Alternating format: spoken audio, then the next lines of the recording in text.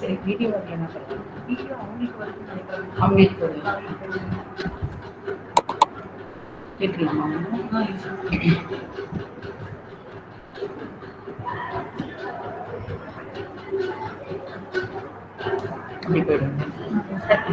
Hello, good afternoon. Good afternoon to all. Am I audible? Good afternoon, ma'am. You're audible. Yeah, good. Because I could not see the video. I'm just seeing the PowerPoint. So I just want to confirm. Okay. So you can view the PowerPoint also, no? Yes, ma'am. We can see the PowerPoint. Excellent. Okay. Shall we start? Yeah. Yes, ma'am. Okay. Thank you. Right. So probably this looks like a continuation from the morning, and for the last two classes, for only one batch. For the other batch, it may look different. So today's topic would be heart failure. Okay, so you may be wondering what is this? This is a very common term, but there are some few things to be clear. So let's discuss about that. So what is the heart failure? What does it mean? The heart gets, everybody knows, okay, from the physiology, the heart gets filled during diastole and it pumps blood to the tissues during systole. So we all know that. This is preceded by electrical stimulation of the heart through the conduction system of the heart. So any disorder of the electrical system is called arrhythmia, and any disease of the mechanical system is called heart failure. This is a very basic thing. And by definition, the heart failure, which is a complex clinical syndrome caused by structural or the functional impairment of the ventricular filling or ejection, leading to symptoms and signs of dyspnea, that is exercise intolerance, fatigue, and fluid retention in the form of causing the pedal edema, patient having ascites, and then pleural effusion or pericardial effusion, then basal crackles. So the epidemiology coming to that, overall prevalence is 2%, and the incidence also increases as the patient gets old. And paradoxically, the prevalence has increased also due to the increased longevity of the life. And among the sex differentiation, the males are more prone to the heart failure. So the terminology, there are, they used to say previously the classification as left heart failure, right heart failure, congestive heart failure. So probably in the clinics we have been discussing, okay, what is left heart failure and right heart failure. So let's not go in depth about it, but just know the terminology. But let me be clear also. So anything from the pulmonary hypertension causing the right ventricular hypertrophy, right atrial hypertrophy, and the patient having raised JVP and pedal edema, ascites, that is right heart failure. So the left heart failure, so basically causing pulmonary congestion. So patient having orthopnea, PND, basal crackles, and S3, S4 gallop, these basically forms a left heart failure. Congestive failure may be both. So that is one terminology and one classification. And second thing is a systolic failure and a diastolic failure. This is what now renamed, reclassified as the heart failure with the reduced ejection fraction. That is a systolic failure.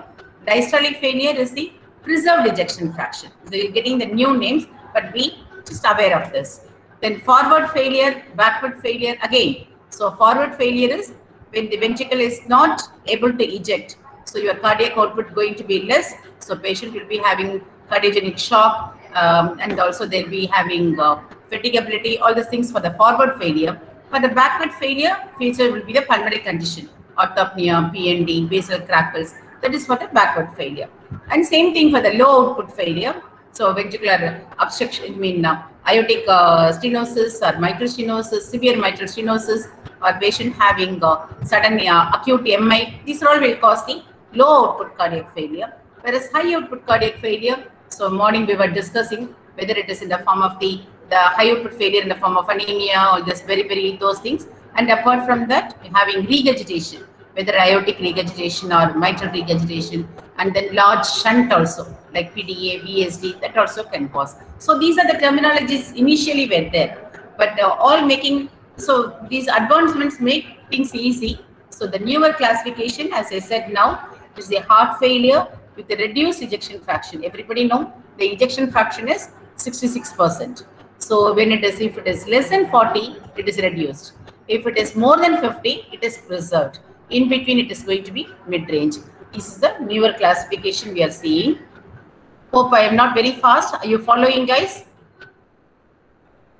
Yes, ma'am. Maybe. Yeah. Okay. Yes, ma'am. So regarding the etiology for the reduced ejection fraction, the commonest cause will be congestive coronary artery disease.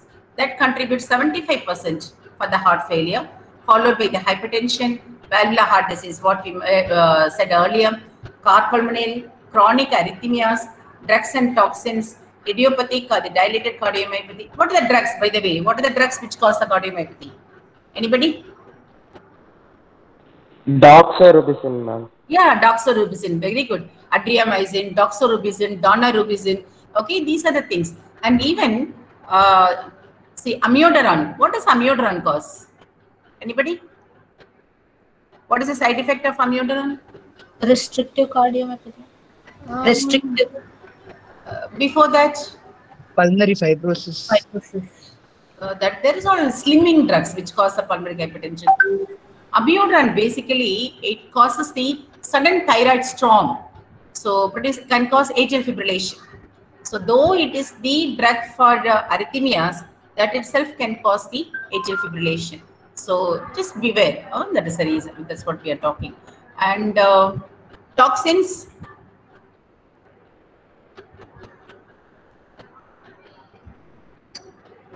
Alcohol per se can cause cardiomyopathy. Okay, can reduce the ejection fraction. So just be, any other drug comes to your mind, you can tell later. Okay, so let's proceed. And also idiopathic dilated cardiomyopathy, where you cannot find any cause. Chagas disease, don't forget that. That also can cause cardiomyopathy, which can reduce the ejection fraction. So you must be knowing some of the examples for the heart failure with the reduced ejection fraction. That is 40% of the cardiac output. So among these, coronary artery disease, that's the commonest cause.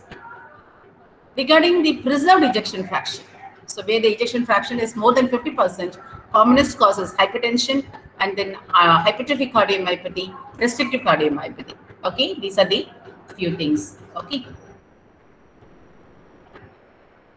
So you're all aware of the New York Heart Association classification for the functional capacity. So class 1, there is a cardiac disease without any limitation of the physical activity, and class 2 with a slight limitation of the physical activity.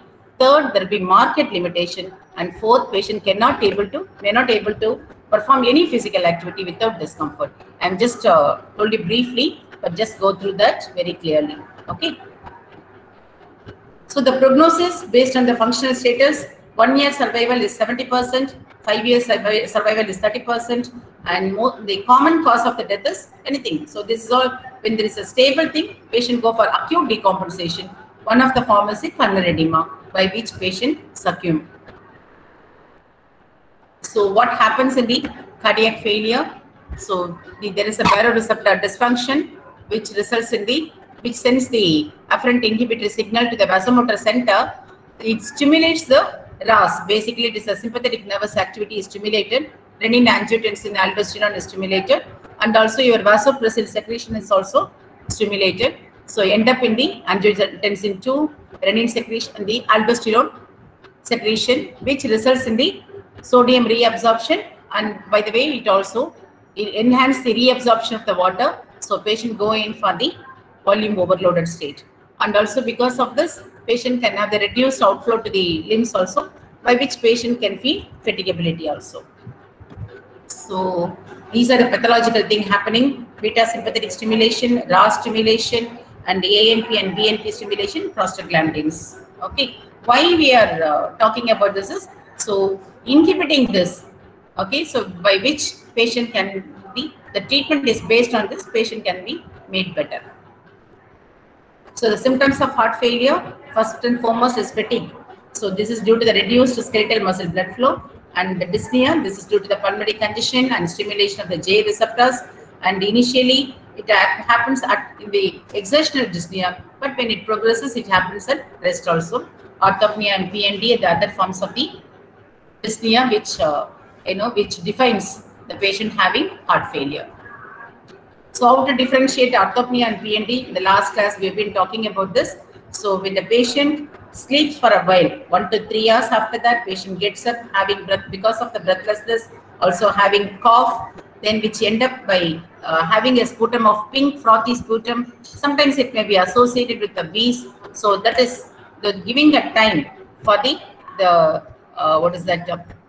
return of the blood flow to the lungs, the pulmonary circulation from the splanchnic as well as from the periphery. That is the reason for the PND. Whereas in orthopnea, already patient is having pulmonary congestion, so they cannot lie to the recumbent posture. Okay, so this is relatively specific, whereas PND is the specific. And in the orthopnea, normally the patient sleeps with it always in the upright position. But here in the PND, it takes a while for them to get better. So, and we've been talking about this cardiac asthma. The PND with the wheeze is called cardiac asthma. It has to be differentiated from the respiratory causes because we said that the treatment is different. What is the difference in treatment? Asthma, we'd have to give inhalational beta 2 agonists. Inhalational or the patient having nebulization. Okay, so that form of the bronchodilators. Bronchodilators is the treatment for the respiratory. Whereas for the cardiac, we'd have to give beta blockers in the first and foremost. Diuretics. Diuretics, excellent. So diuretics. Okay, so this is the very basic thing. We have to be very clear. So you already said. So for the orthopnea, for the PND, the mechanism is increased blood return to lungs from splanchnic and peripheral circulation. And second thing is loss of supportive adrenergic tone. So everything will be down during sleep. And third thing is the poor diaphragmatic compliance. That is the reason patient is having PND. So a good physician has to diagnose the heart failure with the nocturnal cough, early satiety, abdominal pain, nocturia, and hence insomnia. They cannot be sleeping, and mental changes, especially in the old people. But usually this pulmonary condition sometimes get better. So because of the recurrent hypoxia, they go for the pulmonary arterial hypertension.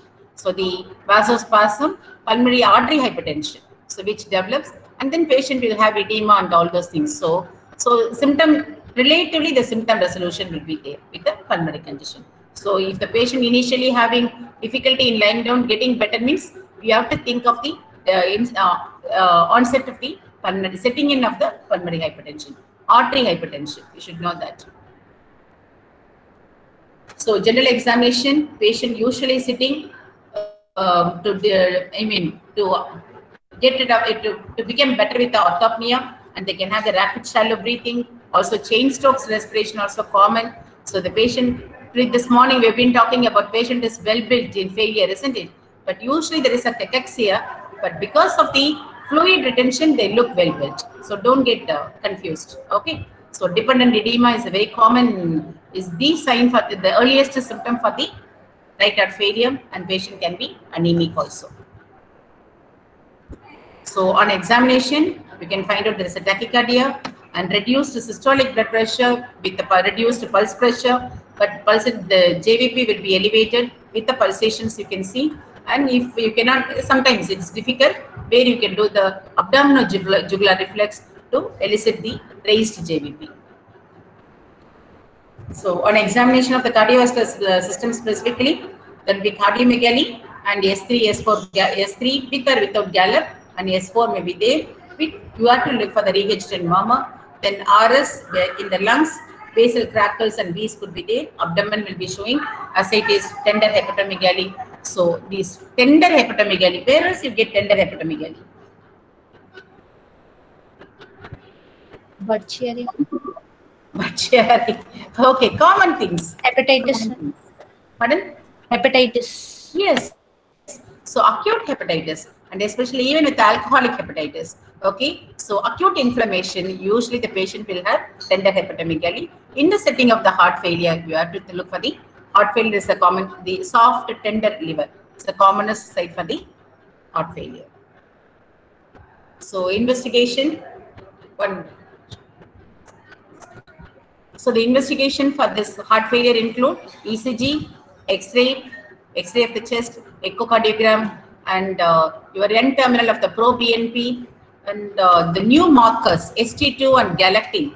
So the ST2 is nothing but it is a suppression of tumorigenicity too. This is the interleukin 1 receptor like, it seems. Okay, so basically it is the marker for the cardiac stress and fibrosis.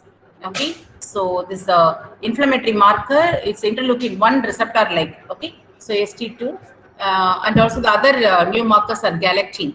So one more thing to confirm is treadmill test, okay, for the ejection fraction. So where is treadmill test is contraindicated? Anybody? Aortic stenosis. Yes, exactly. So in aortic stenosis, you should not do the treadmill test, because sudden cardiac arrest could be there, even if the hypertrophic cardiomyopathy also. So the exercise can be dangerous to the patient. So they do the so echocardiography by giving the drugs like anybody, any idea what else they do Dobutamine. to find out? Yeah, Dobutamine. dobutamine. Excellent. Dobutamine, yeah, that's right. So they give to confirm the problems.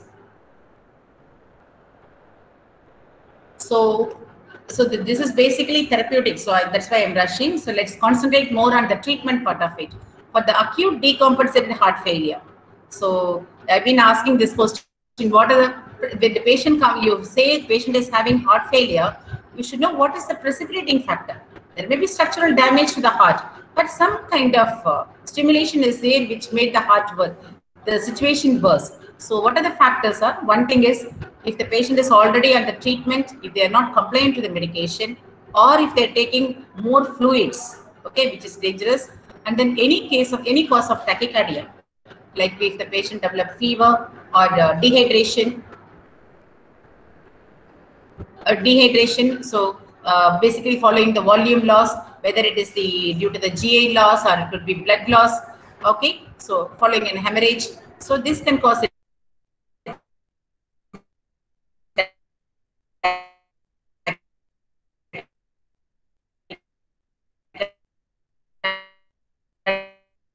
Embolism.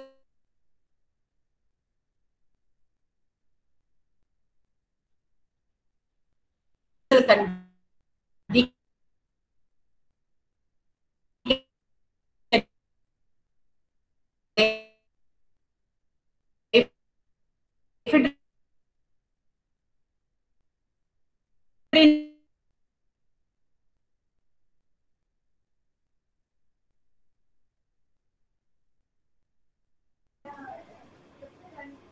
Ma'am?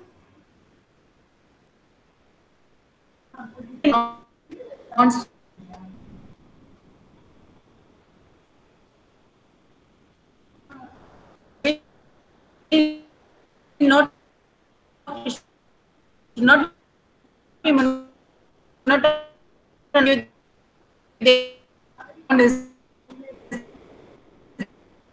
Ma'am, we can't hear you. Can't hear. Yes.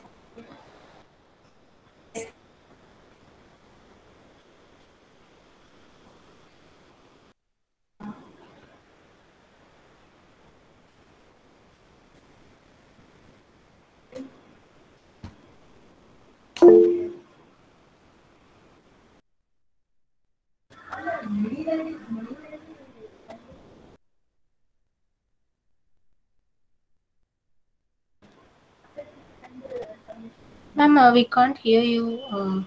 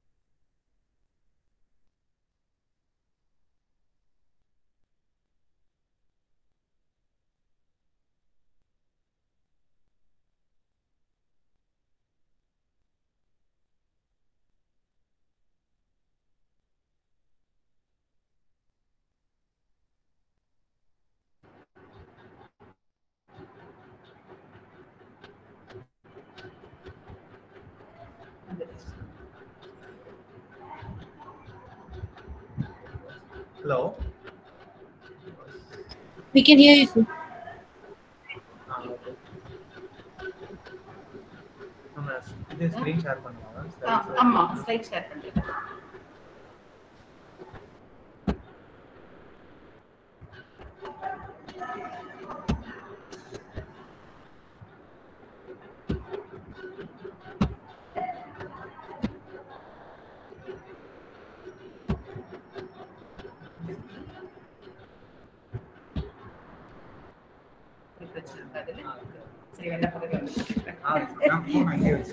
உன்னோட sink ஆயிருக்கா? சரி, தேங்க்ஸ்மா, தேங்க்யூமா.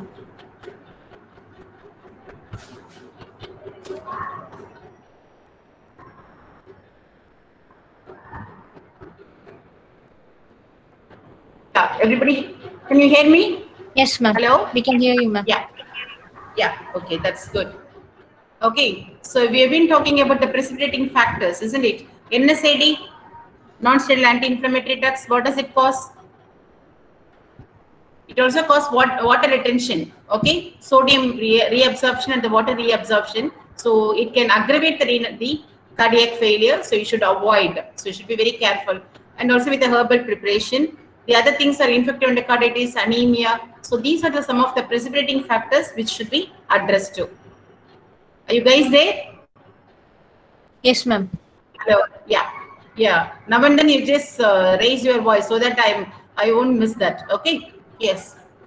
So basically, the treatment of the acute decompensated heart failure means it's a volume management. Okay. So using the IV diuretics, we already said furosemide. Initially, you start with a 20 to 40 milligram IV stat. You can increase up to 200 milligram, but you should be very, very careful. And second thing is ultrafiltration. This is useful only in the cardiorenal syndrome, but there is more chances for the complications. The third thing is, if the BP is very high in the acute pulmonary edema, you can reduce with the NTG. It's a nitrotriglycerine or glyceryl trinitrate it is called. So which is basically a venodilator. It is between 5 to 20 microgram per kg. To start with the 5 microgram per minute, you start, and then you can go up to 20 microgram per kg. You can go up to. So this is 20 microgram per minute. Basically, you can go up to. And the second thing is the nesritide. Nesritide is nothing but is a synthetic analog of the beta natriuretic peptide. So nitroglycerin and nesritide is usually we have familiarity with the NTG, but not with the nesritide. It's a theoretical only for us. Okay, but it is available outside. So the dose is 2 microgram per kg bolus, followed by 0.01 microgram per kg per minute for the infusion they give. So beware of the new drug also. But if the BP is high only, you can give. If the BP is more than 180, 110, you can give that. But when the blood pressure is very low, you have to use the inotropes. So if the blood pressure is more than, the systolic blood pressure is more than 90, you can use dobutamine. If it is less than that, you have to use the noradrenaline or dopamine. Then second thing is the milrinone. These are some of the drugs which is used to for the heart failure with the hypotension. Then other things, the other drug is the milrinone, which is the phosphodiesterase inhibitor. This also we don't use in our hospital. Then levosimendan, these are the new drugs, which is a calcium sensitizing inotropic agent, and omecamtiv is also a newer drugs. Okay, so levosimendan is available outside. Okay, so you should be aware of the new drugs also and the common drugs we use here. So what is ultrafiltration? It is an invasive fluid removal technique that may supplement the need for the diuretic therapy. But proposed benefits of the ultrafiltration include controlled rate of the fluid removal and neutral effect on the serum electrolytes. But it has got its own side effects. So it is also called aquapheresis. There is one more thing called plasmapheresis. What we do for the GBS and for the even for myasthenia also, aggravation of the acute phase of the myasthenia gravis, acute myasthenic crisis, we use the term plasmapheresis. That is the plasma is removed from the blood and then the cells are given back. Like that we use the aquapheresis, is otherwise ultrafiltration of the fluid, which is introduced, but we are not aware of that. We are not familiar with that. That's all I can tell you now. But beware of all these new things. So basically, the management principle For the hypertensive, when the patient is having acute heart failure, we should see whether they are hypertensive or normotensive. Okay, so if they are hypertensive, not volume loaded, okay, so we'll start with the vasodilators. Vasodilators are the LTG as well as the hydralazine, those things can be used. Normotensive, the volume overload, use the diuretics. Okay, so these are the renal insufficiency, acute coronary syndrome, arrhythmia, hypoxia. These are the precipitating factors for the heart failure. So when the patient is having pulmonary edema, again, okay, severe pulmonary condition, you can use the opiates, vasodilators, and also when they are not responding to the vasodilators, when the blood pressure is very low, the pulmonary edema can be managed with the CPAP. So CPAP is nothing but the, what is CPAP? Positive airway pressure. Okay, positive airway pressure. So this should be maintained to make the alveoli open so that the gas exchange can happen. Okay, that is the very important thing for the CPAP. And the other things are common. Vasodilators and mediators, the diuretics are used. For the low output failure, we are going to use the inotropic therapy apart from the close monitoring of the hemodynamic status. In the cardiogenic shock, so basically here, not even the inotropic support, we can use the mechanical ventilatory support also. Okay, so but the 40% of the work can be taken away by the supportive ventilation. So basically in shock, the patient should be intubated, mechanical ventilator, and then they should be put on the inotropic support. So the other specific mechanical circulatory support are IABP. It is nothing but intra-aortic balloon pulsation, but this is only a bridging for the heart transplant. Okay, and the percutaneous ventricular assist devices. These are all new things they use for the circulatory support and ultrafiltration. So these are all things available before the, it's a bridging, like how we do for the dialysis, hemodialysis before the renal transplant. Same way, the refractory heart failure can be managed with this mechanical circulatory support before they proceed with the heart transplant. So in the stable heart, the heart failure with the, so when there is a stable heart failure, now we are going into the reduced ejection fraction status. Here we already looked into the pathological situation, the factors, reason for the heart failure, like neurohumoral inhibitors, beta stimulation, all those things, isn't it? So we have to block the neurohumoral inhibitors to manage the heart failure. One, and second thing is the beta blockers, neurohumoral inhibitors only, that include the beta blockers, AC inhibitors, then angiotensin receptor blocker. Okay, so basically AC inhibitors, the side effect is a cough.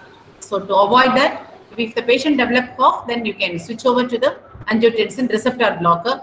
And if the symptoms are not controlled by above, but here in our cardiology department, invariably they add aldosterone. But theoretically, they say if the AC inhibitors and ARB not working, they use the aldosterone. Then oral diuretics. But oral diuretics, the loop diuretics and thiazide diuretics and all, acute pulmonary edema is very, very important. But stable one, if this is not controlled, then you add the loop diuretics. That should be last one. So the other things are the ivabradine and digoxin may be considered second line of the drugs. And most important thing is treat the cause and the comorbidities. So initially we saw the causes like coronary artery disease, hypertension, all those things. Okay, so if there are drugs and toxins also causing failure, so address to that. So those things should be addressed to. That's very, very important thing for the maintenance of the treatment of the heart failure. So just skip this one, we'll come later. So this is what it is. Okay.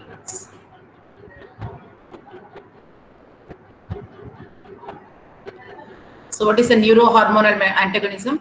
So the meta-analysis suggests 23% reduction in mortality and 35% reduction in the combination of endpoint of mortality and hospitalization. So if a patient is treated with the AC inhibitors, you can reduce the mortality as well as rehospitalization. That's what it says. Okay. These are the trials they have done with the enalapril 2.5 milligram BD, and also the patient treated with the beta blockers provide further 35% reduction in mortality. So the AC inhibitors and the beta blockers, they form the cornerstones for the treatment of the heart failure. That's what it says. And So, but again, when using beta blockers, you should be very careful about the diabetes, asthma, obstructive lung disease, because the hypoglycemic unawareness is common in the patient on beta block when you treat them with the beta blockers. And asthma, obstructive lung disease, the beta blockers can cause the bronchospasm, so you can aggravate. So you should be very, very careful, and close monitoring is very important. Okay, so every drug has got its own dangers, so you should be familiar with the drug, what you start with. So what is neurohormonal escape? This is nothing but say after some time of treating with the AC inhibitors, what happens is the circulating levels of the angiotensin 2 return to pre-treatment level. That's what they say. So in that case, it is better to start with the angiotensin receptor blocker rather than giving only AC inhibitors. That is what it means, neurohormonal escape. Okay, so usually they start the strategy using two drug combination, AC inhibitor and beta blocker. If AC inhibitor is intolerant due to cough or some other thing, then you start the ARB and the beta blocker. That's what it says. And also there is a drug called aliskiren. So even I am new to this. Direct renin inhibitor, but it showed no significant difference to what it says. Okay. Common the beta blockers what we use are carvedilol, which is normal dose is 3.125 milligram BD, bisoprolol 1.25 milligram OD, and metoprolol 25 milligram OD. So these are the common drugs we use, beta blockers we use. Should be aware of this. Then so we already said it's a contraindication, asthma, COPD, and bradycardia. Okay. Basically, we should reduce the mortality and prevent the re-hospitalization. That is our ultimate aim. So for the vasodilators, the combination of hydralazine and nitrates has been demonstrated to improve survival. Usually they give 10 to 25 milligram 4 times daily. Hydralazine, it's an arterial vasodilator, basically, and by affecting the intracellular calcium kinetics. Nitrates, it's both the arterial, preferably it is venous, but it can cause both arterial and the venous dilatation.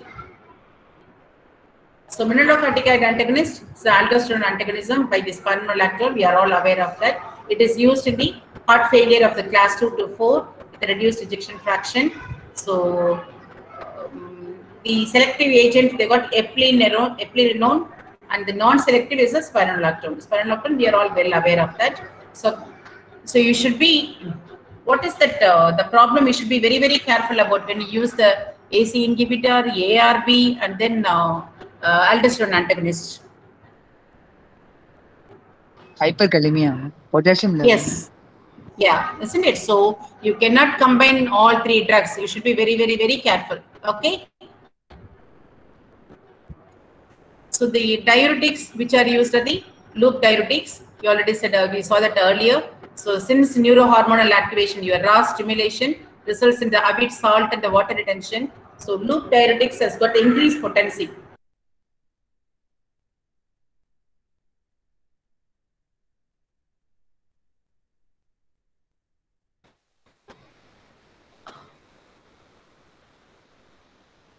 Ma'am, are you muted? You're muted, ma'am. You might have to minimize the window, go back to the meet.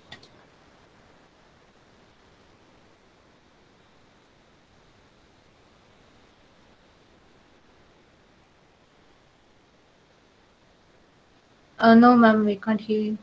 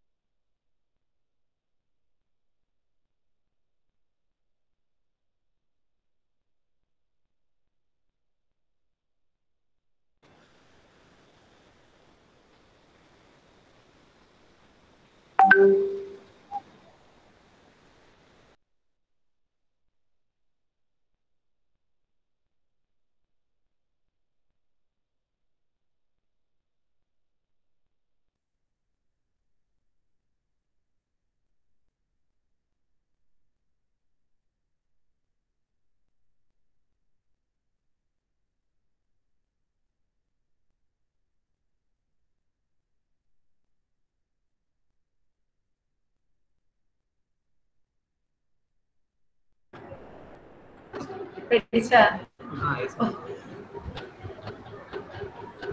Class editor. இதுல இருந்து net வருதா, ma'am? இது வந்து net வருது. இவ்வளோ நேரம் நல்லா அதுதான் வந்தது sir. இவ்வளோ நேரம் அதுதான் ஓடிட்டு இருந்துச்சு. அது முக்கியம். வந்துச்சுல ஒன்றும் இஷ்யூ இல்லை. Right. Am I okay? Yes, ma'am. Can I continue? Yes, ma'am. Yeah, okay. Thanks, பக்கத்துலயே இருக்கும். இன்னும் ஒரு 10 நிமிஷம் தான் முடிச்சிடுவேன். Right, thank you. Right.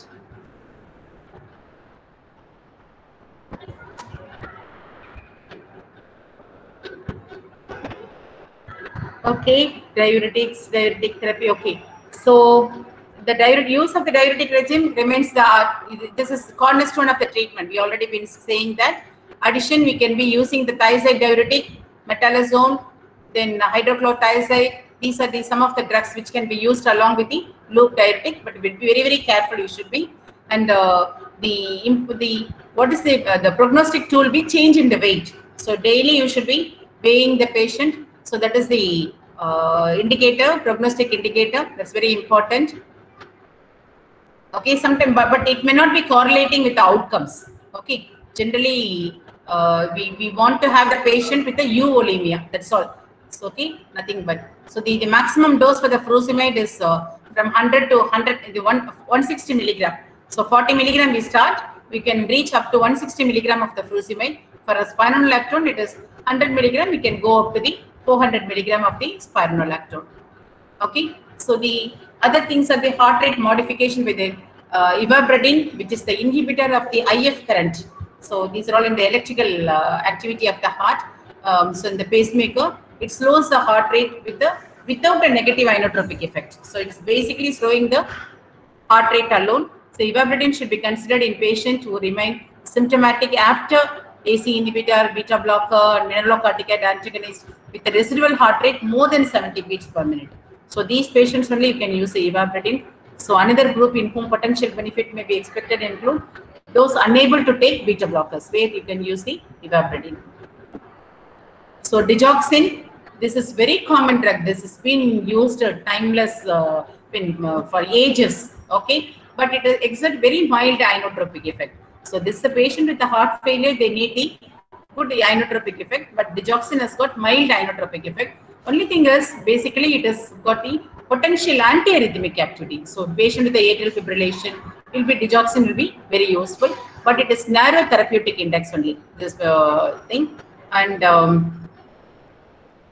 so low levels of digoxin itself sufficient. The dosage is 0.125 to 0.25 milligram.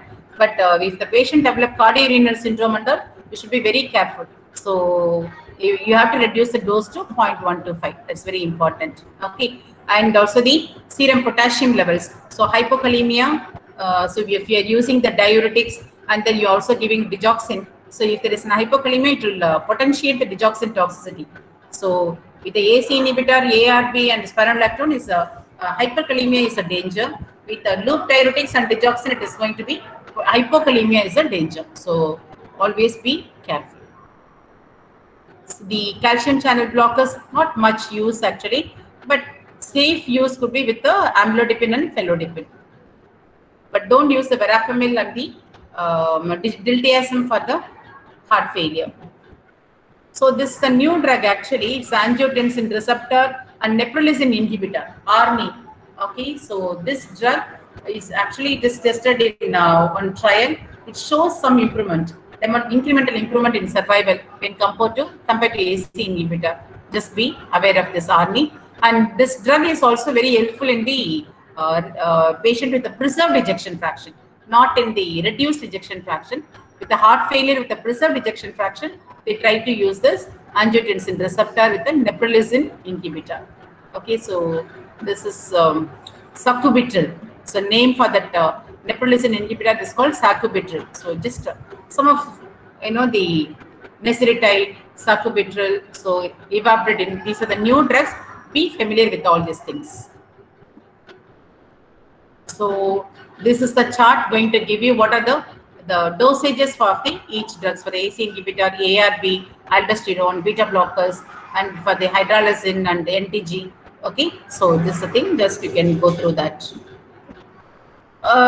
So not even treating the failure alone is enough. So So these, in the failure, they have the potency to develop the thrombus.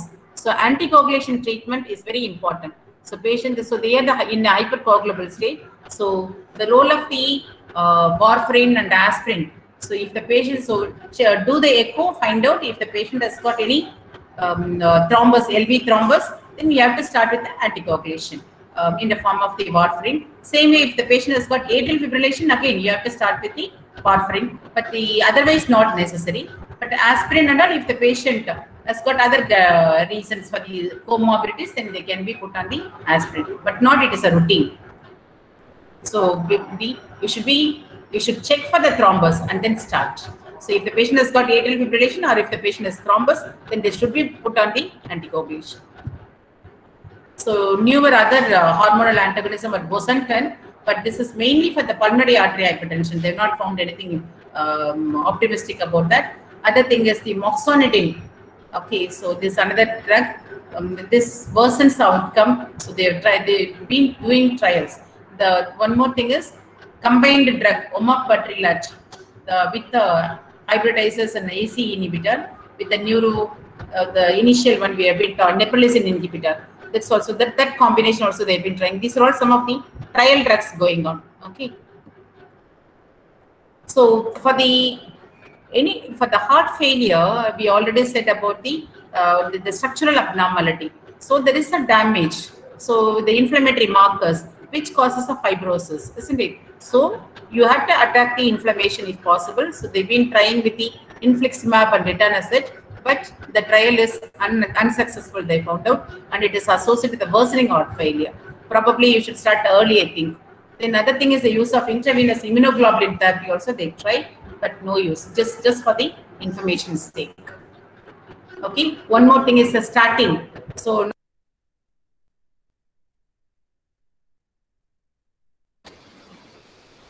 ma'am, you're muted again. You're muted again, ma'am.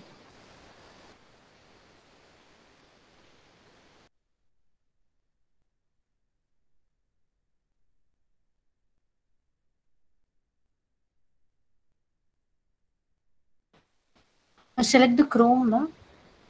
Chrome window. Yes, ma'am, the Google Meet. And unmute.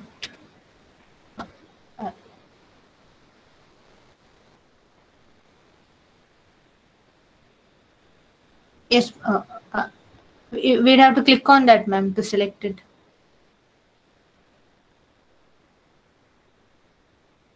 I mean, over, yes, ma'am, click there and then unmute.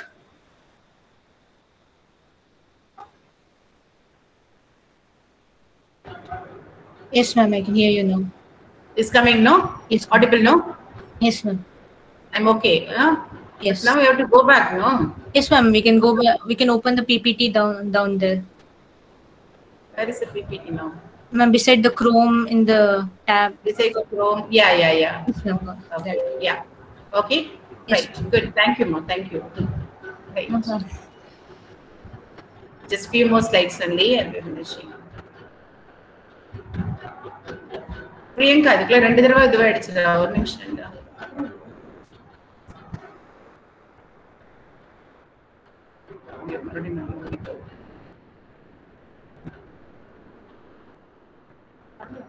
ஆமா power point போயிட்டு வந்துருச்சு.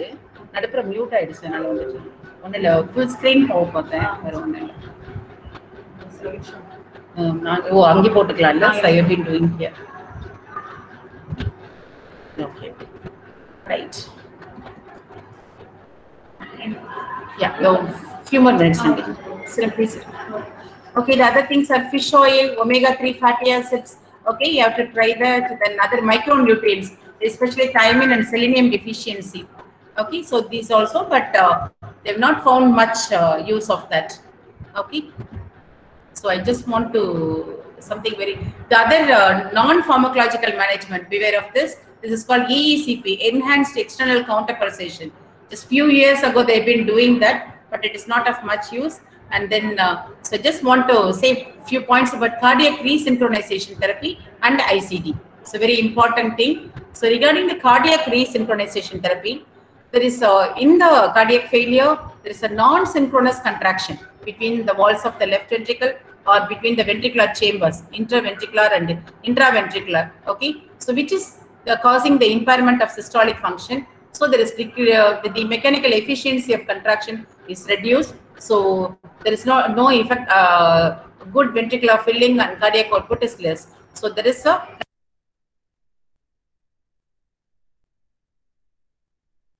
Ma'am, again, you mean muted.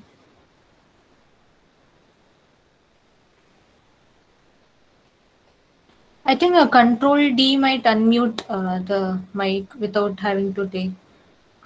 yeah, just 2 slides. That's all. Okay, later.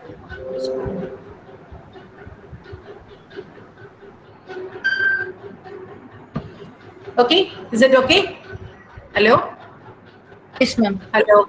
Yeah. So just placing the lead in the via the coronary sinus to the lateral wall of the ventricle. They cause this is called a cardiac resynchronization therapy. Enable the more synchronous ventricular contraction by aligning the timing of activation of the opposing walls. This is what they do. And second thing is avoid the sudden cardiac death by implanting the cardioverter defibrillator. That's also very important thing. So all these things should be known. And so basically there are so many drugs coming up, and cellular and the gene-based therapies are also under progress, and we should know about a little bit about the heart transplant. Okay, so and this is about sympathectomy, whether they can be helpful. Okay, cardiac sympathetic denervation, but all all in the trials only. So the drugs we should be very familiar, and cardiac resynchronization therapy and ventricular assist devices, that the time to buy for the cardiac transplant. So you should be aware of this, and the new few drug also you should be knowing that. Okay, so read well. It's just the few things only I could say in the class, but go and read. You should you'll be able to understand much better. Okay, thank you for your timing. Thank you, ma'am. Yeah. Thank you, Okay. ma'am. Bye.